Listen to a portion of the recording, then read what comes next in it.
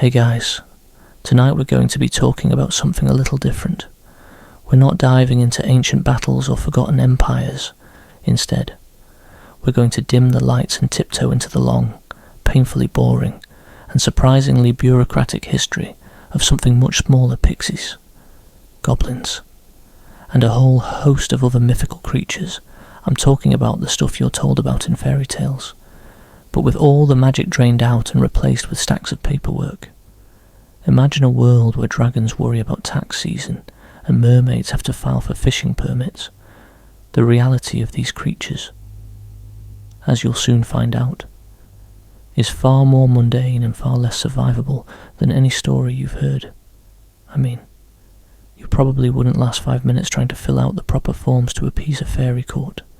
So, before you get comfortable, take a moment to like the video and subscribe, but only if you genuinely enjoy what I do here. Let me know where you're listening from and what time it is for you. It's always cool to see people tuning in from all over the world. Now, dim the lights, maybe turn on a fan for that soft background hum, and let's ease into tonight's journey together. You find yourself in a field, the kind of place where the grass is a little too tall and the air smells a little too sweet. It's the kind of place you'd expect to see something magical, something straight out of a storybook. But you're not looking for magic, you're looking for evidence, for the first recorded instances of what we now call pixies, and you're walking not with a sense of wonder, but with a sense of historical dread, because the reality is about to get very, very boring. The earliest tales aren't about mischievous little sprites that lead you astray with twinkling lights. No, they're much more grounded, and frankly, a lot more frightening in a subtle, historical kind of way.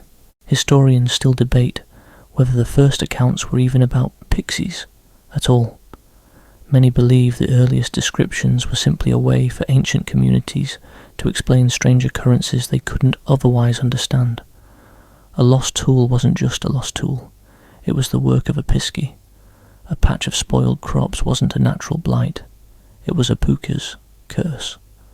The human mind has always needed an explanation, and for a long time. The simplest one was a supernatural one. The word pixie itself is thought to have Cornish origins, derived from piskie, but even the Cornish tales weren't about cute, winged creatures. They were about something much older, much more primal.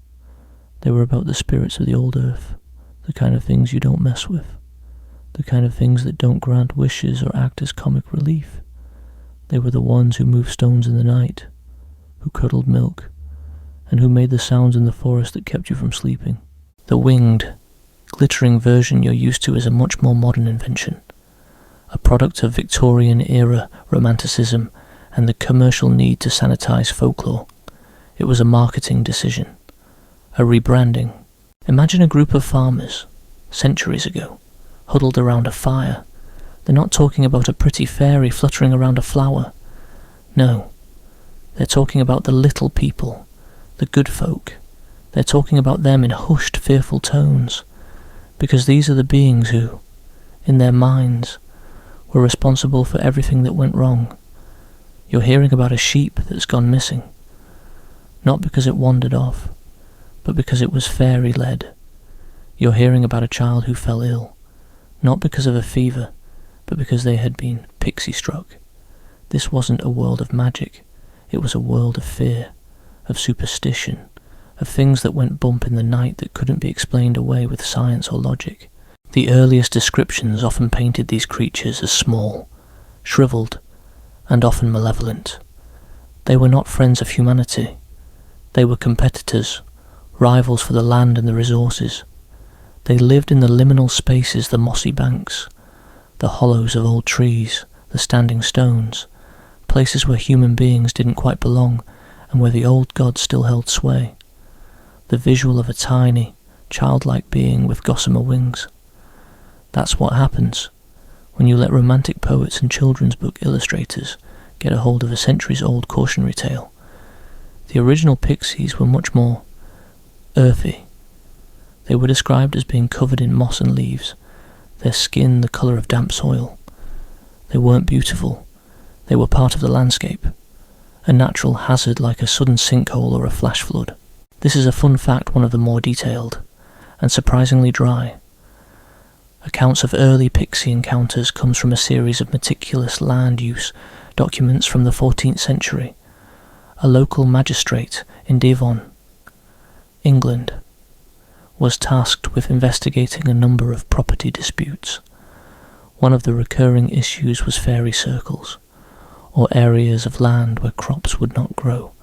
Instead of attributing this to magic, the magistrate, a man named Thomas of Exmoor, wrote a lengthy report on the pestilential influence of the local Pixies. He concluded, with surprising scientific rigour for his time, that the creatures were not magical beings, but a form of vermin, possibly a type of burrowing insect or small rodent, that nested in the soil and caused it to become infertile.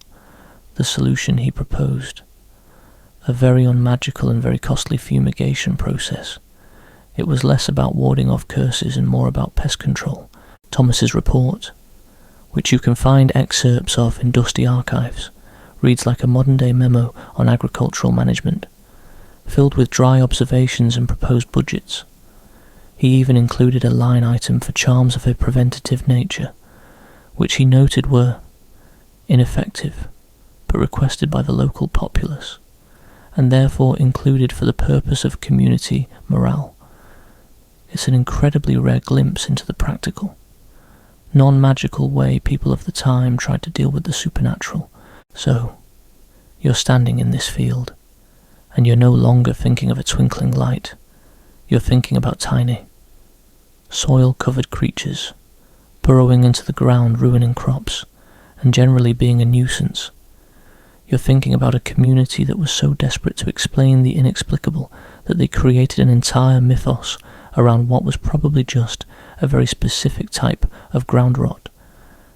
And you're realizing that the stories we tell ourselves are often much prettier than the truth. The Victorian era, with its penchant for all things quaint and fanciful, really did a number on the folklore. They took a terrifying, pre-Christian earth spirit and gave it a frilly dress and a pair of wings. They turned a symbol of unpredictable natural danger into a harmless, sometimes helpful, mascot. It was a conscious effort to remove the fear and the paganism from the stories, to make them palatable for a new, more sanitized audience. A classic example of this is the transformation of the Pixies' pixie-led curse in the old stories.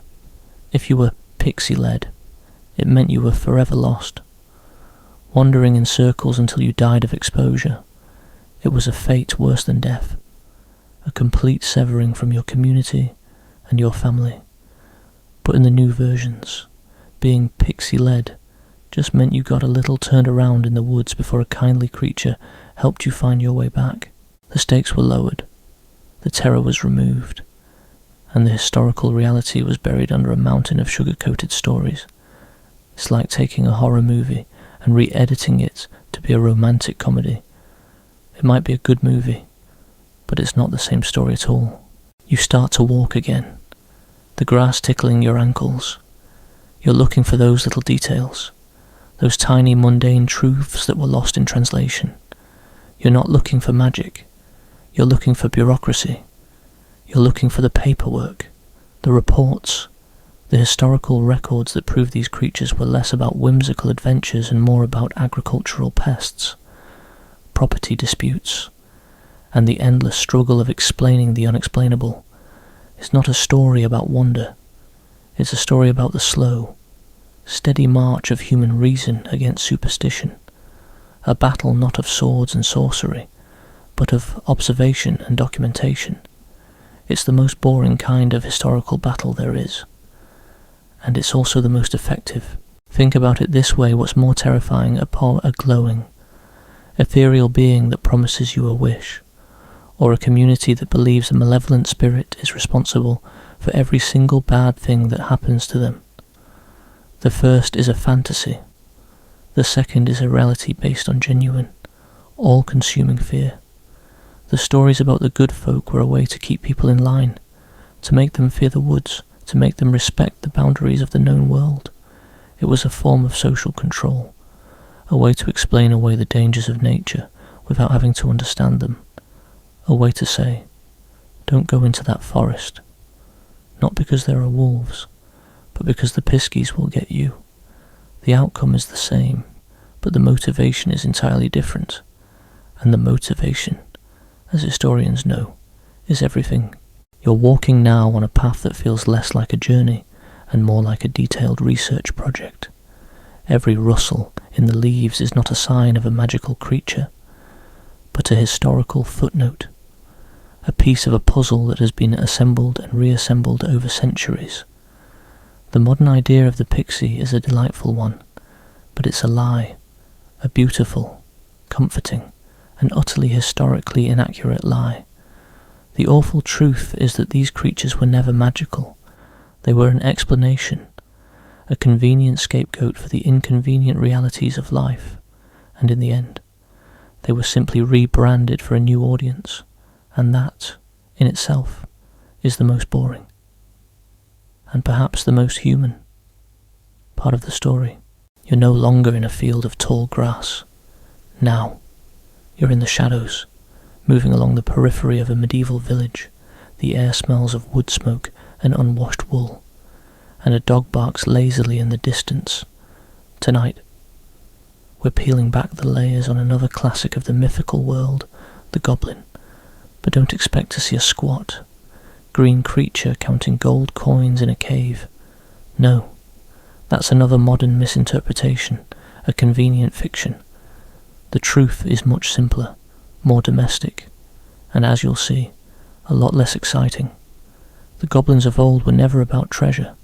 They were about something far more universal and, frankly, more boring pests.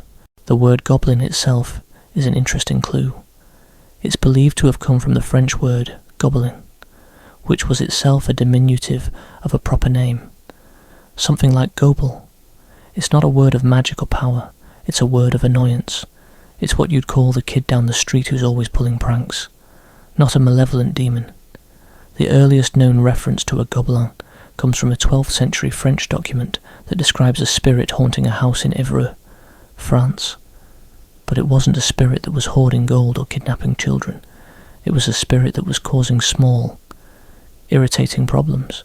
It was moving furniture in the middle of the night, hiding keys, and generally just being a nuisance. This wasn't a creature of high fantasy. This was a house pest, a low-level poltergeist, the kind of thing that makes you sigh and say, "Oh, the goblins are at it again," rather than, "Quick, barricade the doors." The first goblins were much closer to what we would now call imps or brownies. They were household spirits, tied to a specific location, often a single home. Their presence was a mixed blessing. A good goblin would keep the house tidy, scare away mice, and help with chores. But a bad goblin would do the opposite. They'd curdle milk, break crockery, and make the dog bark for no reason. A goblin was essentially a supernatural roommate, and you never quite knew if you were going to get a good one or a bad one. This is a far cry from the greedy, subterranean creatures we know today. They were part of the domestic landscape, not the wild one. They were the reason you couldn't find your sock, not the reason you couldn't find a pot of gold. It was a small-scale, domestic kind of magic, a kind of magic that had to be tolerated rather than fought, one of the more unique and utterly mundane. Historical details about these early goblins is how they were managed. There's a fascinating, if incredibly dull, academic text from the late 13th century called the Manual of Domestic Spirits, which offers a detailed guide on how to deal with these creatures. The author, an anonymous monk, recommends not spells or incantations, but a series of simple, repetitive tasks to keep a goblin happy. These include leaving out a small bowl of milk each night, placing a piece of cheese on the hearthstone, and most importantly, never, ever calling them by their proper name. The manual warns that doing so would be a grievous insult and would turn a helpful domestic spirit into a malevolent one. It's a handbook for a passive-aggressive housemate, not a grimoire for a dark sorcerer. The key to dealing with a goblin, according to the manual, was not to defeat it, but to appease it, to live with it, to manage it like you would a stray cat that had wandered into your barn. This is a subtle, but important, distinction. The goblins of old were not something you went on a quest to destroy. They were something you learned to live with. They were a fact of life, an inconvenience to be managed. The monk in the manual spends more time discussing the proper proportions of milk to honey for the offering than he does on any kind of exorcism. This is a detail so specific and so unmagical that it gives you a sense of just how seriously people took these creatures, not as a source of epic adventure, but as a source of everyday frustration. The goblins weren't stealing your fortune, they were stealing your sleep, and that, in its own way, was a much more immediate and terrifying problem. You're walking into the village now, and you can see the houses, the thatched roofs, the small gardens. You're imagining a family. Centuries ago, sitting around their table, they're not talking about a hero going to fight a dragon. They're talking about the missing ladle, the bread that went stale overnight, the milk that curdled. They're blaming the goblin for all of it. This isn't a world of epic quests. It's a world of minor annoyances. And that, in a way, is the awful truth about goblins. They weren't a grand, terrifying threat. They were just a pain, a constant low-level source of irritation that you couldn't get rid of.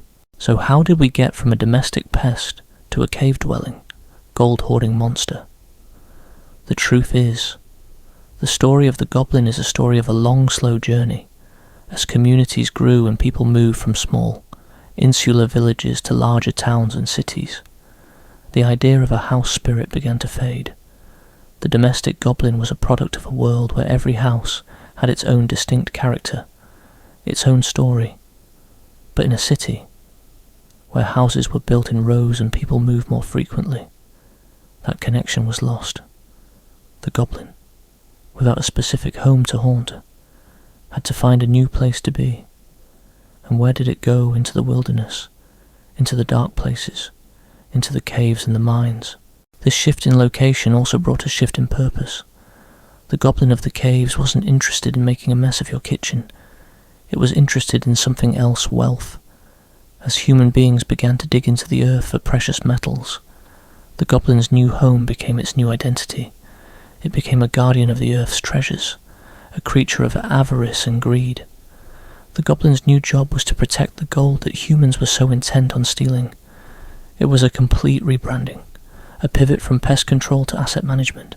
A great example of this is the academic debate surrounding the goblin's gold.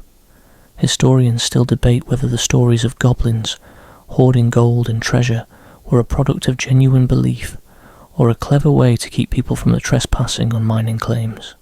A few centuries ago, if you wanted to stop people from prospecting on your land, you couldn't just put up a fence. You didn't have property laws in the way we do now. So, what did you do? You told them there were goblins in the mines. You told them that the caves were haunted by creatures who would steal their tools and their lives. The story of the greedy, gold-hoarding goblin was, in many ways, a precursor to a no trespassing sign. It was a lie, but it was a lie with a very real and very boring purpose. It was a way to protect a valuable resource without having to pay a guard to stand out in the middle of nowhere. This leads to a fun fact. There's an incredibly detailed and incredibly dull 15th century legal treatise from the Low Countries on mining law that includes a section on fairy and gobelin infestations.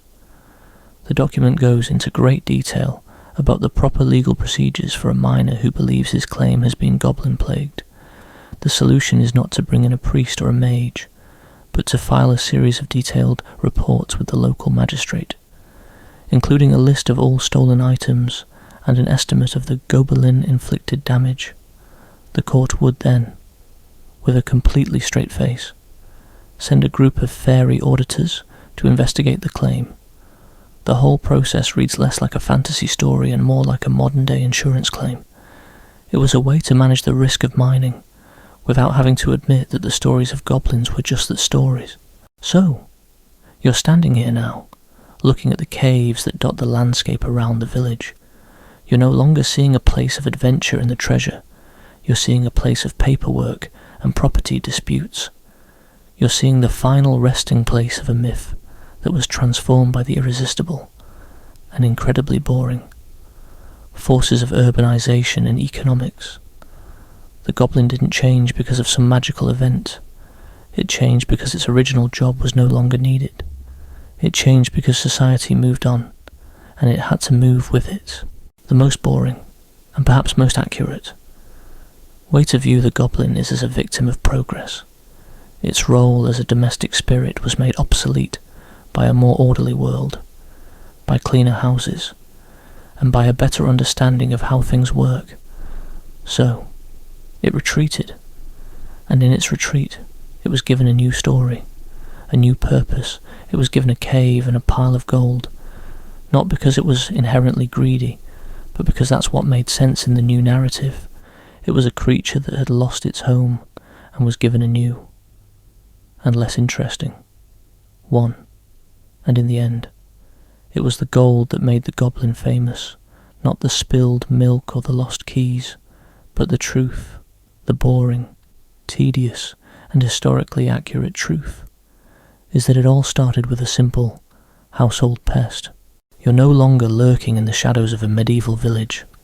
Now, you're standing at the edge of a meticulously manicured lawn, a perfectly trimmed hedge blocking your view of what lies beyond.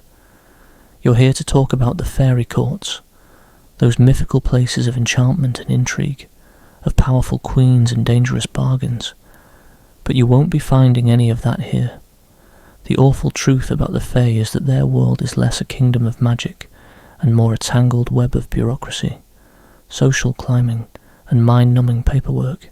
It's a place where a misplaced comma on a treaty can cause a war, and a forgotten invitation is a greater offence than a curse. The idea of a court suggests a king and a queen, noble knights, and grand pronouncements, and while those things might exist, they're merely the ceremonial face of a much larger, more tedious reality.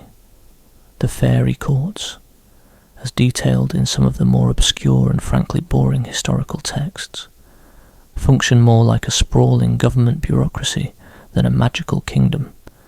There's a ministry of seasons, a department of lost things, and an incredibly understaffed office of human relations, and everything, from the changing of the leaves to the granting of a wish, is governed by a long list of regulations, forms, and interdepartmental memos. The most dangerous thing in the Fae world isn't a powerful spell, it's a forgotten signature on a piece of parchment.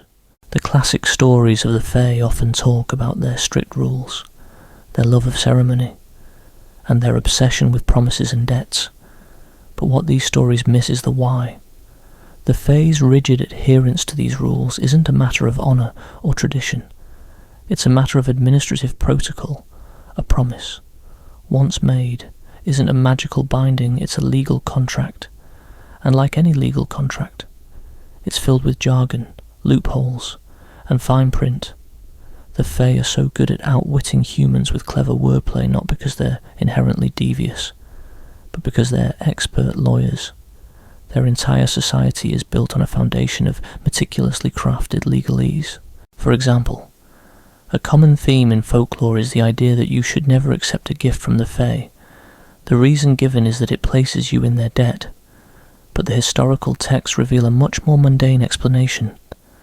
Accepting a gift, especially one that has been magically enchanted, is a legal act. It's the equivalent of accepting a delivery of goods. You are now responsible for that gift and all the liabilities that come with it. The reason the Fae can't simply take the gift back isn't due to some magical taboo. It's due to property law. Once a gift has been accepted, it becomes a new piece of property. And the Fae, with their rigid and complex system of ownership, cannot simply repossess it without a formal and incredibly long legal process. This is the detail that the stories leave out. It's not about being cursed, it's about being sued. This leads to a little-known historical detail in some of the more detailed, and utterly unexciting, Fae texts. There are sections dedicated to fairy case law. These are detailed records of legal disputes between members of the Fae courts, often over incredibly petty issues.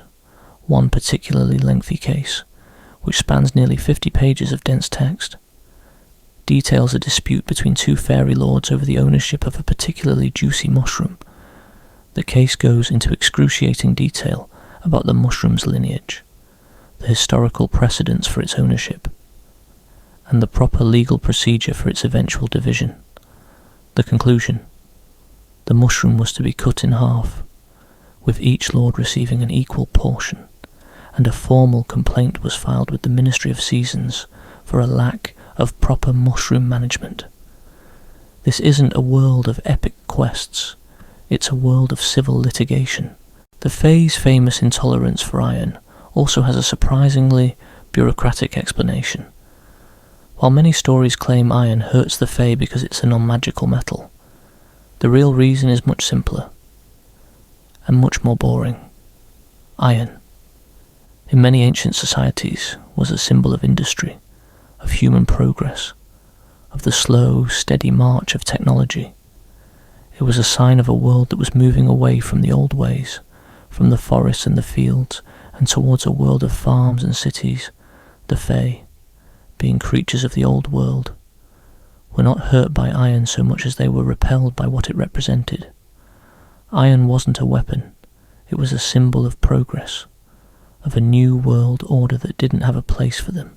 It was a symbol of the eventual bureaucratic takeover of their ancient, wild world. Think about it this way: a goblin, as we discussed, was a pest. The Fae, however, were a government.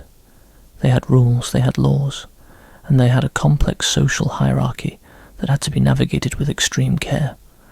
The reason a fairy lord would be so offended by a human's lack of etiquette wasn't because of pride. It was because a breach of etiquette was a breach of protocol, and in a society where protocol is everything, a breach is a sign of disrespect, a challenge to the entire system. It was a formal and incredibly serious affair. Historians still debate whether the Fae courts were a genuine belief system or simply a metaphor for the intricate social structures of the time. Were people genuinely worried about a fairy queen's anger? Or were they using the idea of a fairy court to explain the complex and often unforgiving world of medieval politics? It's a question that, like many things in this world, probably has a very boring and very mundane answer. The truth is, people are always going to create stories to explain the things they can't understand. And sometimes, the most confusing and dangerous thing of all is not a monster, but a complicated system of rules and regulations. The Fae were, in many ways, the original bureaucrats. They were meticulous, they were organised, and they were utterly merciless in their application of the rules. Their magic was not a wild and chaotic force. It was a carefully controlled system, a tool to be used in the service of the law. A fairy curse was not a random act of spite. It was a formal punishment, a legal penalty for a crime committed, and the curses themselves were often incredibly specific, designed to inflict a particular and legally sanctioned type of suffering. It's like taking a magic spell and turning it into a parking ticket. The purpose is the same, to punish a transgression, but the delivery is entirely different. It's a world where a curse isn't about vengeance, it's about the law. A world where the most powerful members of the court aren't the ones with the most magic, but the ones with the most detailed knowledge of fairy law.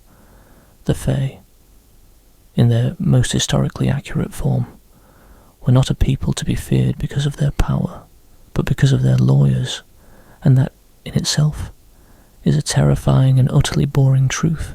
And that's the real, awful truth about the fairy courts. They're not a place of wonder and magic. They're a place of endless meetings, tedious paperwork, and legal disputes over the ownership of mushrooms. They're a place where a forgotten form can ruin your life, and a misplaced comma can start a war. And in the end, they're a testament to the idea that even in a world of magic, the most powerful force of all is a good felling system. You're no longer observing the intricate or bureaucratic dance of the fairy courts. Instead, you find yourself on a rocky, windswept moor. The air is damp and smells of wet earth, and a faint, rhythmic pounding echoes from somewhere in the distance. This is where we delve into the truth about trolls. Forget the hulking, unintelligent brutes guarding bridges or demanding tolls. The reality of trolls, as unearthed from dusty historical records and forgotten cultural practices, is far more mundane. They weren't monstrous adversaries, they were, in essence, meticulous craftsmen and surprisingly helpful, if rather grumpy, neighbours. The popular image of a troll is one of brute strength and dim-witted aggression. This narrative, largely popularised in children's stories and fantasy novels, is a dramatic departure from their original folklore. Early Scandinavian and Germanic myths paint a very different picture. These trolls were not stupid. In fact, they were often depicted as incredibly intelligent, albeit socially awkward. Beings with a profound understanding of the earth itself. Their connection to stone and mountains was not merely about living in them, but about working with them. They were master stonemasons, miners, and metal workers, their skills far surpassing those of any human artisan. Consider the megalithic structures that dot the European landscape: Stonehenge, dolmens, ancient burial mounds, while modern archaeology attributes these to early human societies. Some obscure historical texts from the High Middle Ages offer an alternative, and frankly, more boring explanation. These texts suggest that many of these monumental stoneworks were actually attributed to trolls, not because trolls were magically strong, but because they possessed an innate, generations-long understanding of geology, engineering, and the precise techniques required to move incredibly heavy objects without modern machinery. They used levers, counterweights, and an exhaustive knowledge of soil mechanics. Their magic was simply superior engineering. This leads to a little-known, and utterly fascinating, historical detail in some medieval Scandinavian sagas. There are mentions of troll-built roads and bridges that were renowned for their durability and precise construction. These weren't rickety crossings, they were marvels of engineering. Farmers would intentionally seek out troll-laid stones for their foundations because they were known to be perfectly flat and incredibly stable.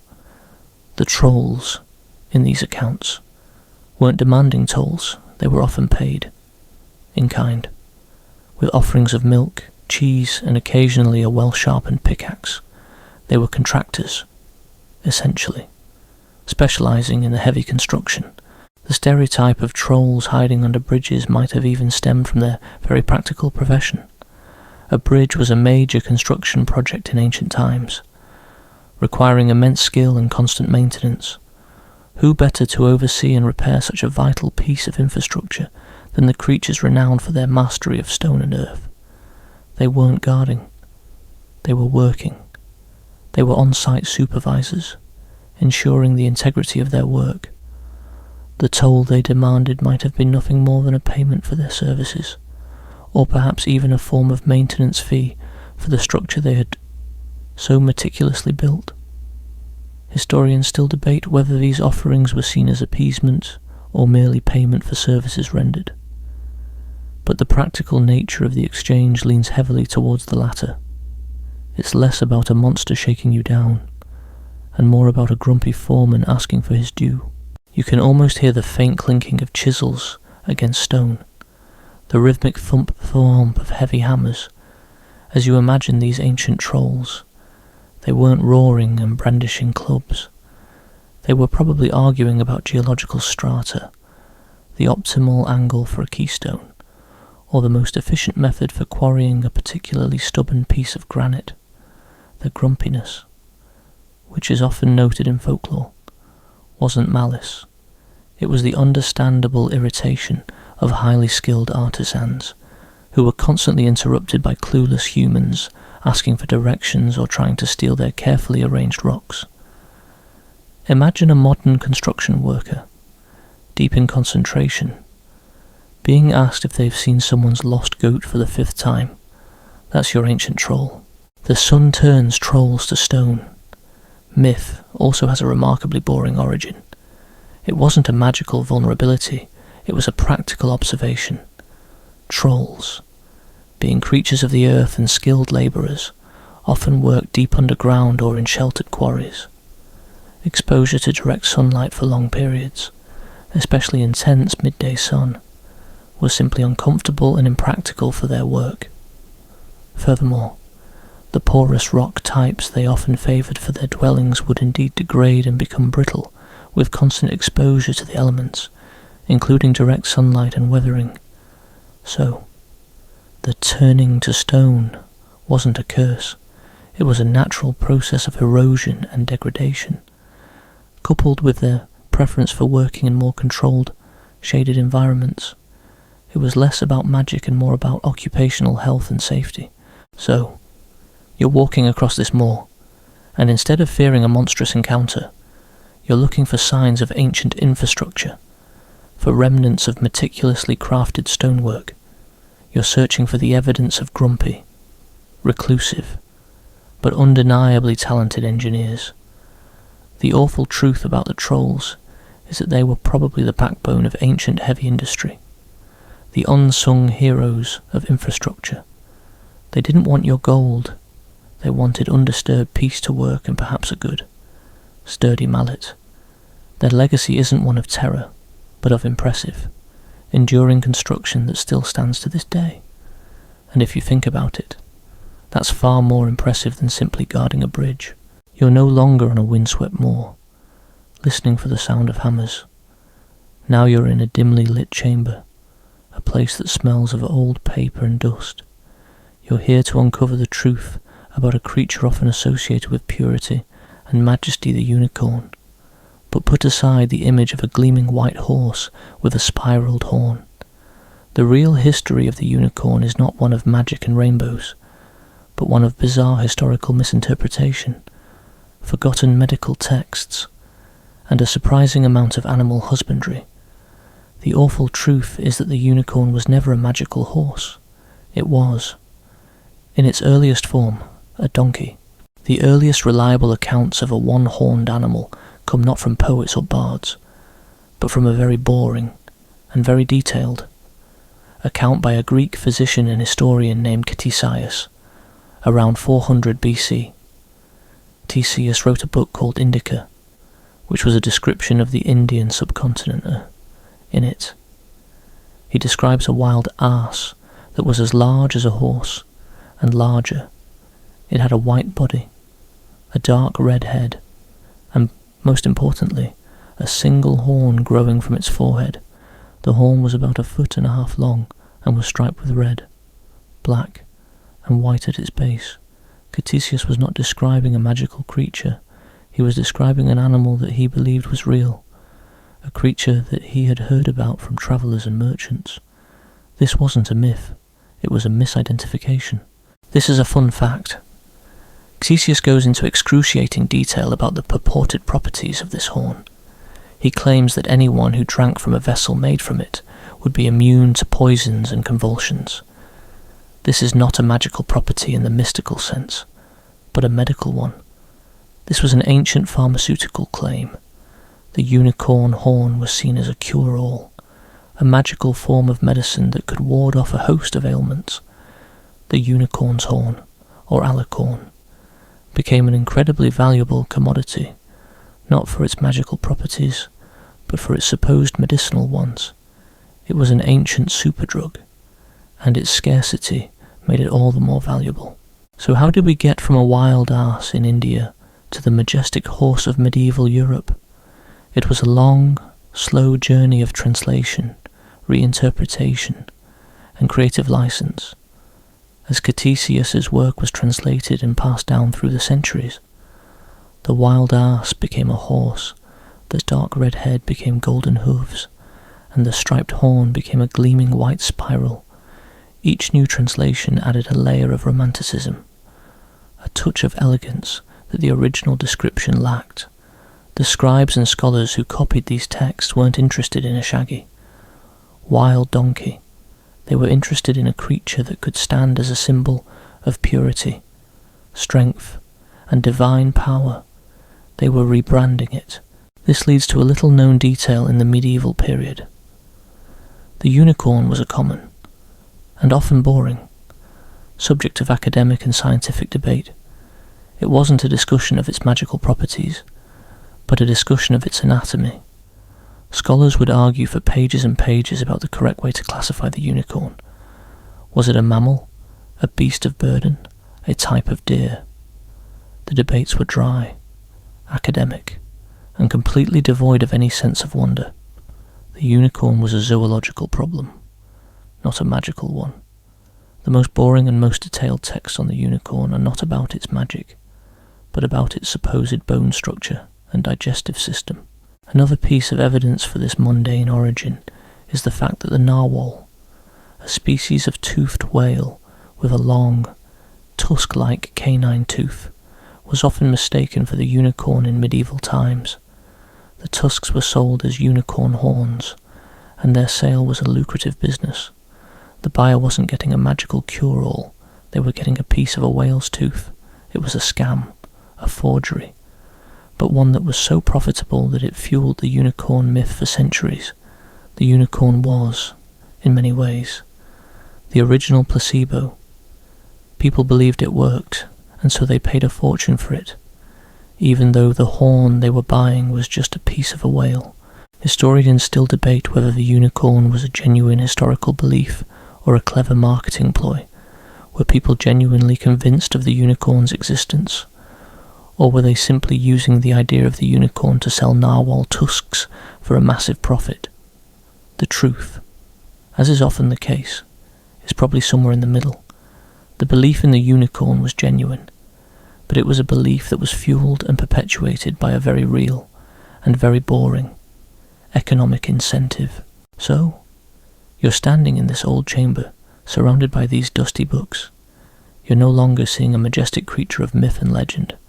You're seeing a long, slow, and utterly boring process of misidentification, reinterpretation, and good old-fashioned capitalism. The unicorn didn't fly on wings of gossamer and glitter. It was carried on the backs of camels. A piece of a narwhal's tooth sold to a wealthy merchant who was desperate for a cure. It was, in its most historically accurate form, a horse with a very expensive and very fake horn, and that, in itself, is a boring and utterly fascinating truth.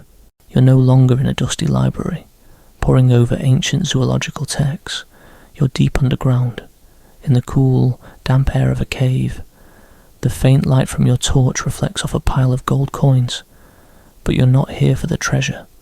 You're here to uncover the truth about dragons. Forget the fire-breathing, princess kidnapping, night-slaying beasts of legend. The awful truth about dragons is that they were not about treasure or power.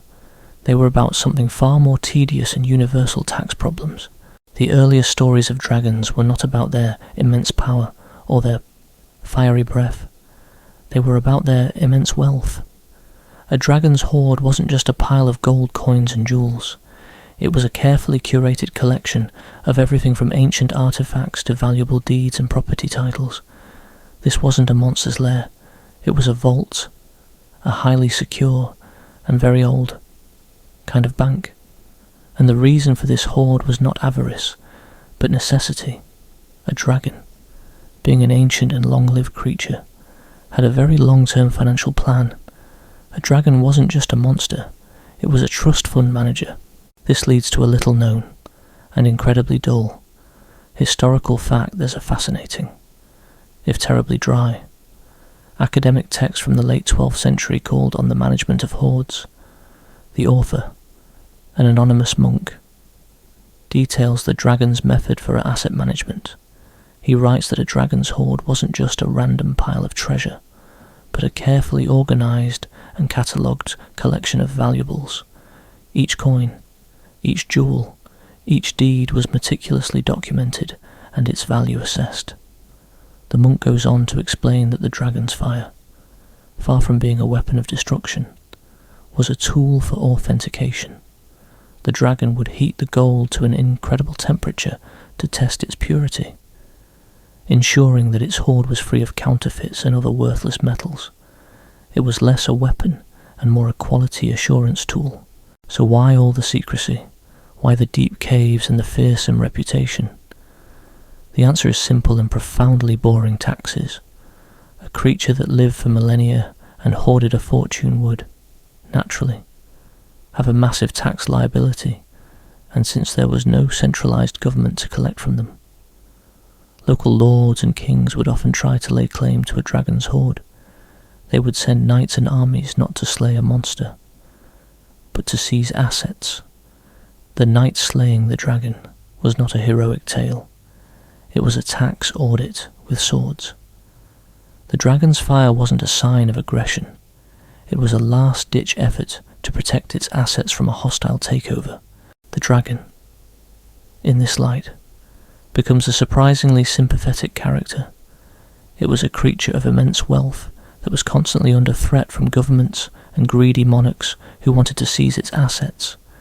Its fearsome reputation was not a product of its malice, but a product of its financial savvy. It was a very old, very rich creature that just wanted to be left alone with its spreadsheets.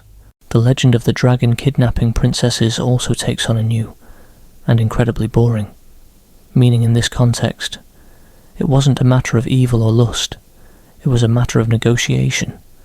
A princess was not a damsel in distress, she was a hostage, a bargaining chip in a financial dispute. The dragon wasn't demanding her for its own pleasure, it was demanding a ransom, a payment to cover its tax liabilities or to ward off a hostile takeover. It was an ancient, and incredibly dangerous, form of corporate negotiation.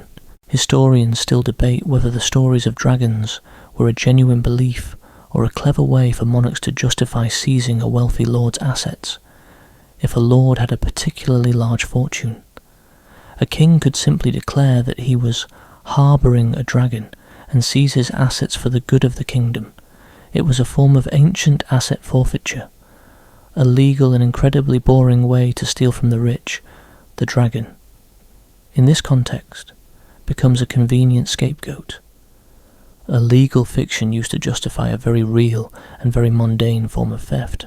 You're standing here now, looking at this pile of gold, and you're no longer seeing a treasure. You're seeing a meticulously organised financial portfolio. You're seeing the result of centuries of savvy financial planning and a desperate attempt to avoid paying taxes. The dragon wasn't a monster. It was a very old, very wealthy, and very paranoid libertarian. Its hoard wasn't a sign of greed. It was a sign of a very long, very boring, and very expensive attempt to manage its assets and avoid a tax audit. And that, in itself, is a truly awful and utterly fascinating truth. You're no longer in a dark, humid cave, contemplating a dragon's tax problems. Now, you're standing at the edge of the sea, the salty air and the rhythmic sound of waves crashing against the shore filling your senses. You're here to talk about mermaids, but forget the beautiful, singing creatures with flowing hair and shimmering tails. The awful truth about mermaids is that they were never about romance or seduction. They were about something far more tedious and universal: fishing rites. The earliest accounts of mermaids, or merfolk, as they were more commonly known, are not from sailors' tales of enchantment. They're from coastal communities, where the sea was a source of both life and danger. These merfolk were not beautiful, and they were not friendly. They were territorial. And they were, in a very real and boring sense, a competing economic force. A mermaid wasn't a siren singing to lure sailors to their doom. She was a competitor, a rival for the fish that were the lifeblood of these communities. This is a fun fact: one of the earliest and most detailed accounts of Mirror folk comes from a series of incredibly dry, legal documents from the 14th century, a legal dispute between two fishing villages in what is now modern-day Denmark. The dispute was not over land, but over a rich fishing ground.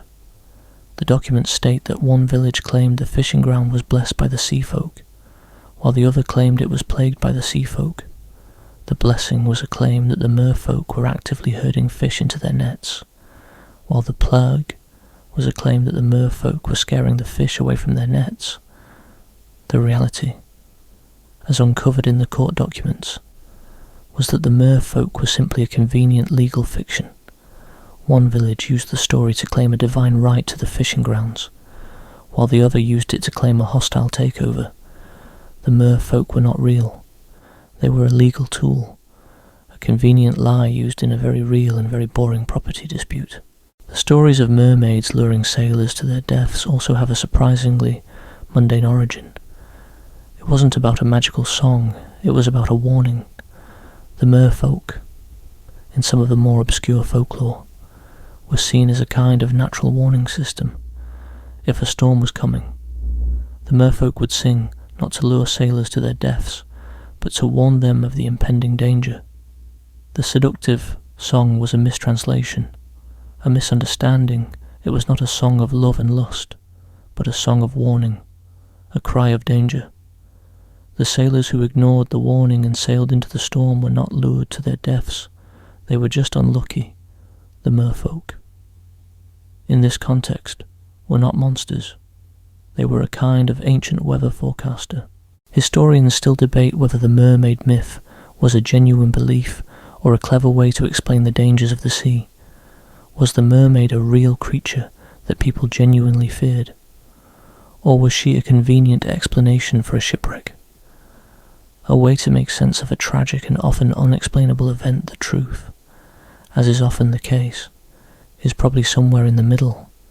The belief was genuine, but it was a belief that was shaped and moulded by the needs of the community. The mermaid wasn't a real creature, but she was a very real and very powerful symbol of the dangers of the sea. This leads to a little-known historical detail in some medieval coastal communities. There was a formal legal procedure for dealing with merfolk-related disputes. If a fisherman believed that his nets were being interfered with by a mermaid, he had to file a formal complaint with the local sea warden. The sea warden, a real and incredibly boring position, would then investigate the claim, often by simply asking around and trying to mediate a dispute between two rival fishermen. The mermaid was just a convenient scapegoat, a way to resolve a dispute without having to admit that the real problem was just a rival fisherman. You're standing on this shore, and you're no longer seeing a place of wonder and magic. You're seeing a place of property disputes, legal battles, and a very long, very boring history of rivalries and misunderstandings. The mermaid wasn't a creature of myth.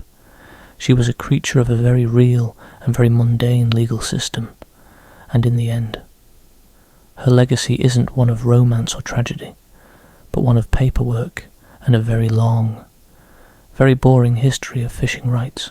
You're no longer by the salty sea, pondering mermaids and fishing rights.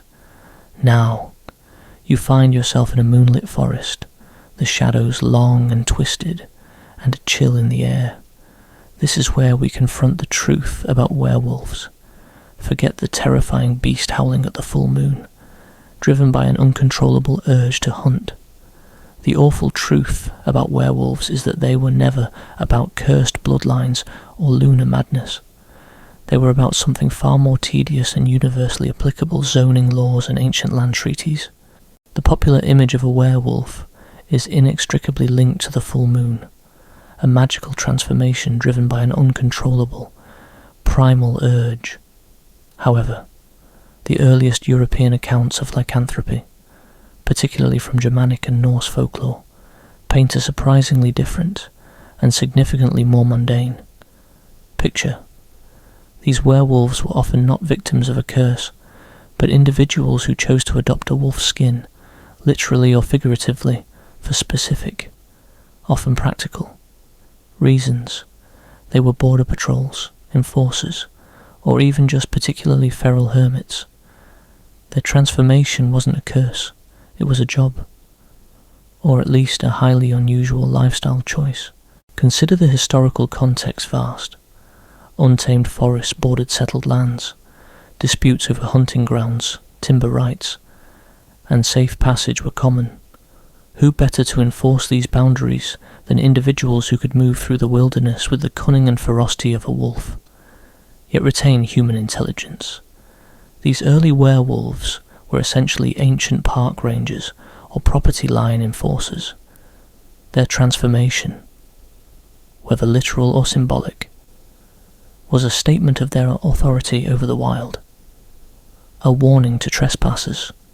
The howl at the moon was not a cry of agony, it was a territorial marking, a warning shot across the bow of anyone considering encroaching on their designated territory. This leads to a little known and utterly fascinating historical detail in some medieval legal codes, particularly those relating to forest law in parts of what is now Germany.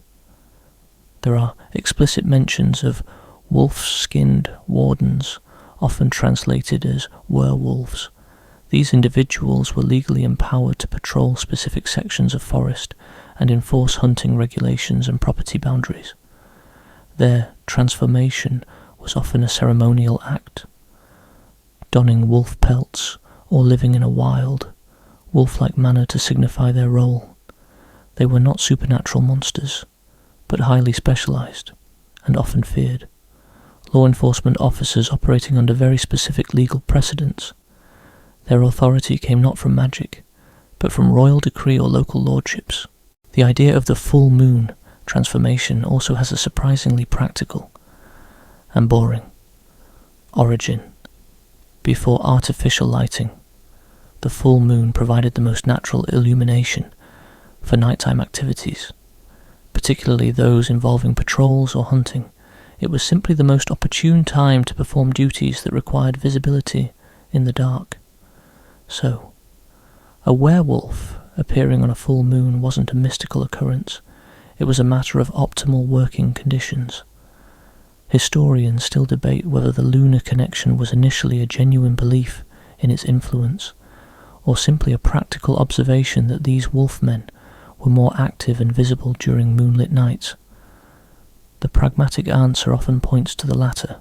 So, you're standing in this moonlit forest, and you're no longer imagining a tortured soul.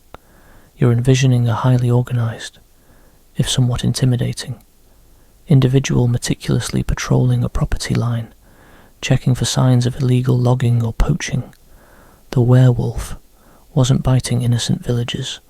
They were issuing citations, marking trees, and ensuring that ancient land treaties were being upheld. Their ferocity wasn't a result of a curse, but a necessary trait for a very dangerous job in a very wild world. The shift from a functional, though fearsome, guardian to a cursed monster began, like many myths, with misunderstanding and fear, as human settlements expanded and forests shrank. The role of the wolf-skinned warden became less about protecting resources and more about controlling populations. When these wardens encountered people who didn't understand their role or their boundaries, fear and aggression would naturally arise. Tales of their ferocity morphed into tales of uncontrollable bloodlust. The rational fear of a territorial enforcer became the irrational fear of a supernatural predator. Think about the classic silver bullet weakness. While many attribute this to mystical properties, some historians propose a more prosaic explanation. Silver was an expensive and rare metal. In an era when bullets were often made of lead, a silver bullet would have been a deliberate, significant investment, used only in cases of extreme necessity and often against targets perceived as uniquely dangerous or unkillable by conventional means. It wasn't magic. It was a desperate, high-cost solution to a very real problem, likely against a human adversary who was simply very difficult to catch or subdue by normal means. The werewolf was simply a very effective human opponent, and silver was just a very effective and very expensive way to take them down. You're walking deeper into the forest, and the rustling leaves aren't the sound of a lurking beast, but the echoes of ancient legal disputes. The howl you hear isn't one of agony, but perhaps the distant sound of a territorial boundary being reaffirmed. The awful truth about werewolves is that they represent a fascinating, if dull, chapter in the history of land management and law enforcement.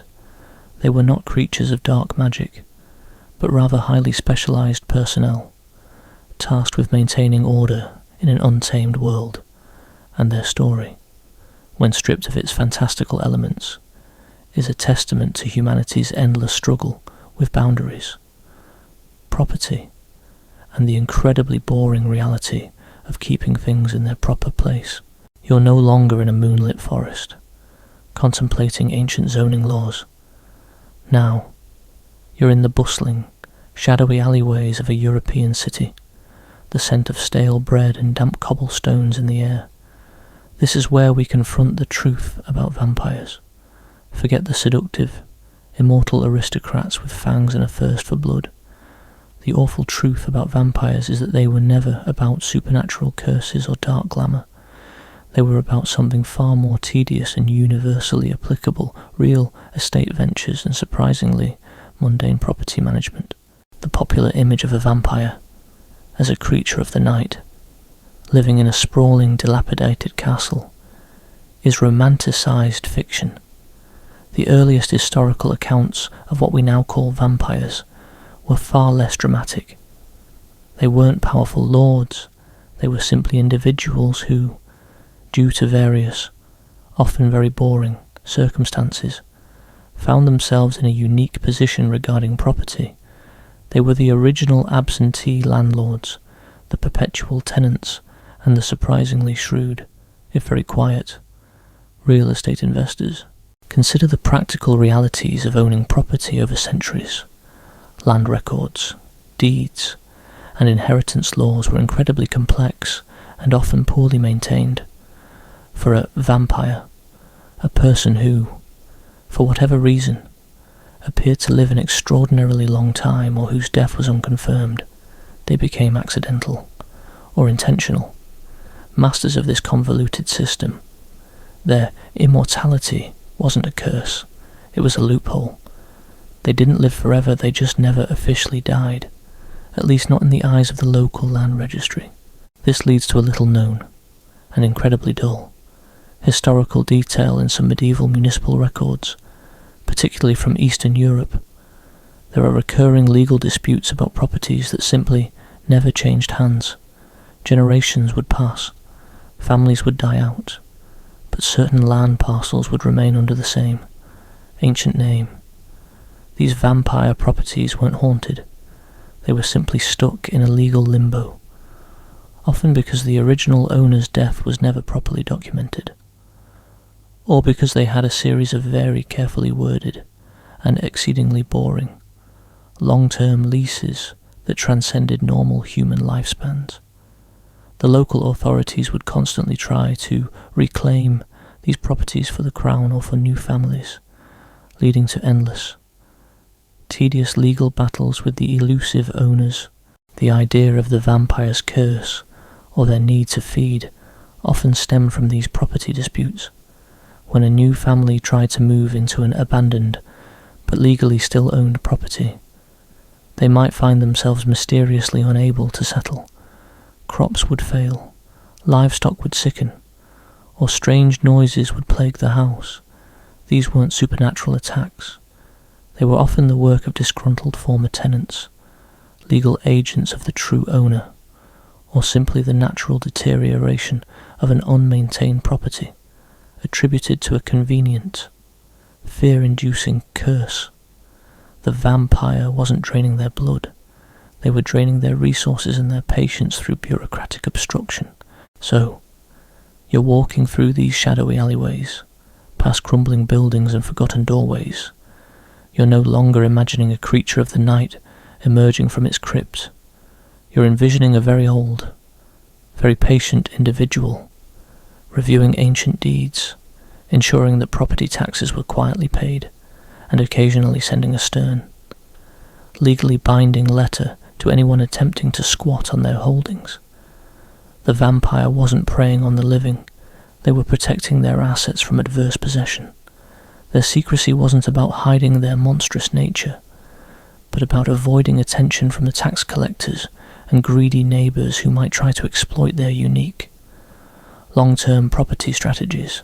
Historians still debate whether the vampire myth originated from actual cases of undiagnosed illnesses like porphyria, which can cause sensitivity to light and receding gums, or from the very real and mundane frustrations of managing complex inheritance and property laws in a pre-modern era. The truth, as is often the case, probably includes a blend of both, but the bureaucratic angle offers a surprisingly compelling explanation for their longevity and their focus on specific locations, their haunts. A vampire's castle wasn't a symbol of power, it was a prime piece of real estate, carefully maintained over centuries. Think about the vampire hunter figure in this context. A vampire hunter wasn't a heroic figure saving humanity from evil. They were more akin to an ancient land surveyor, a property investigator, or perhaps even a primitive form of a forensic accountant. Their goal wasn't to stake a monster through the heart, but to definitively prove that the original owner was, in fact, dead, and thus clearing the title for new ownership. The stake through the heart wasn't a magical act of destruction, it was a symbolic, definitive act of confirmation of death, usually for legal purposes related to inheritance and property transfer. You're standing here now, looking at the intricate network of old buildings, each with its own long and often hidden history of ownership. You're no longer seeing a place of Gothic horror. You're seeing a city built on centuries of property deeds, legal precedents, and the quiet, persistent management of assets across generations. The vampire wasn't a creature to be feared for its bite, but for its incredibly detailed knowledge of property law and its uncanny ability to maintain ownership through countless wars, plagues, and regime changes. And that, in itself, is a truly awful and utterly fascinating truth, far more enduring than any mere bloodlust. You're no longer in the shadowy alleyways of a European city, contemplating vampire property law. Instead, you're standing in a sterile, brightly lit, and utterly modern office building. The air smells of recycled air and printer toner, and the only sounds are the hum of computers and the distant, rhythmic clicking of a keyboard. This is where we trace the final, agonizing chapter of the magical world. The awful truth is that magic didn't die in a blaze of glory, defeated by a heroic quest or a dark lord's final spell. It faded away, slowly and tediously, due to the unstoppable march of modern bureaucracy, health codes, and a world that simply had no more time for the inexplicable. The creatures we've talked about, pixies, goblins, trolls, dragons, mermaids, werewolves, and vampires, didn't disappear overnight. They were squeezed out, their ancient ways made obsolete by a more orderly world. The magic that once defined them was slowly, systematically, and boringly dismantled by a society that valued efficiency, documentation, and the endless pursuit of standardized regulations. Consider the pixie, once a terrifying earth spirit. It was not defeated by a hero sword, but by the Department of Agriculture, which mandated the use of pesticides and soil treatments that made their preferred habitats inhospitable. Their fairy rings were not dispelled by a spell, but by a zoning board that declared them a blight and ordered the land to be cleared for a new housing development. Their magic, once a source of fear, became a simple pest control issue. The goblins, once household spirits, were not exorcised by a priest, but made obsolete by modern sanitation and building codes, as houses became cleaner, more organised, and free of the nooks and crannies they once inhabited. The goblins simply had nowhere to go. Their pranks were not a sign of their malevolence, but a desperate attempt to find relevance in a world that was becoming increasingly sterile. The goblins were not defeated, they were gentrified. The trolls, once master craftsmen of stone, found their skills no longer in demand. They're meticulous. Generations-long projects were no match for the speed and efficiency of modern heavy machinery.